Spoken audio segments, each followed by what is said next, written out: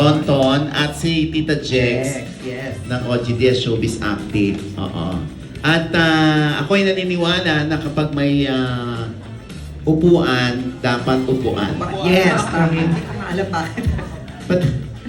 Paano bang ano nito? Doon ka dapat Arrangement? daw. Ay, sino ba? Si MJ dapat. Dito ka, te. Dito ka, Ton. Ano ako yan? Sige.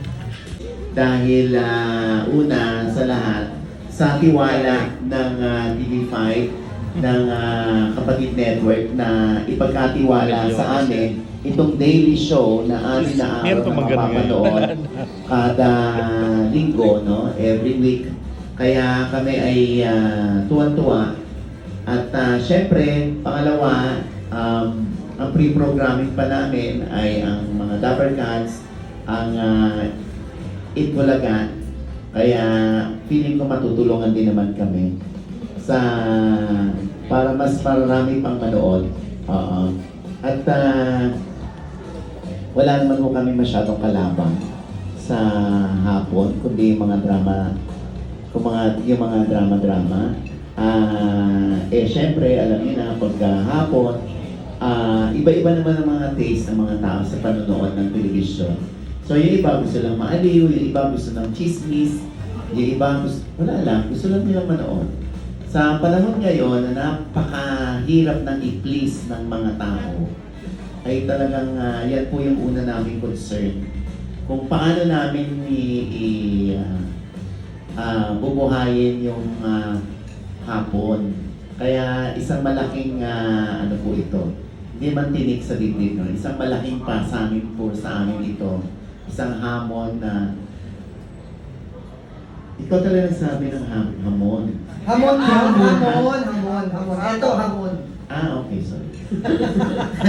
Di ba hamon? Hamon, parang challenge. Oo. Iba yung hamon. Pasensya na. Ayan, di ba? Isang napakalaking responsibilidad, napakalaking hamon ang ibinigay sa amin ng TV5 at kaya wala kaming ibang pwedeng gawin kundi pag-igihan everyday yung aming mga ginagawa. Kung bibigyan kayo ng chance na mamili yung mga magiging guest niyo celebrity, sino yung gusto mo i-guest dito? Kahit sino, wala naman kang pinipili. Pero syempre meron lang akong mga celebrities na baka hindi nila ako gusto, huwag nyo na i-guess. Tulad ni... Kasi kumbaga nilalagay ko na lang yung sarili ko na baka hindi nila ako gusto. Huwag na lang din natin sa piliin. Meron bang artista na hindi ka gusto? Meron naman. Diyos ko, di ba, kahit naman kayo, meron tayo lahat. Pero ito open sa lahat ng artista ng lahat ng network or Oo, kaya maganda rin na nasa Kapatid Network kami kasi kaya naming hugutin yung mga balita tungkol sa mga artista ng GMA7 at ng ABS-CBN. Tapos kami, para kami neutral lang. Neutral ground. Gagess niyo ba daw si Bea at si Dominic dito sa show niyo? Si Bea at si Aba, Dominic. why not? Diba? Kung gusto nila, di ba? Gusto malaking ano yun. Malaking opportunity. Malaking pagkakataon, malaking opportunity yun para sa amin. Kung mag-guess sila, kung hindi naman, naiintindihan. Correct.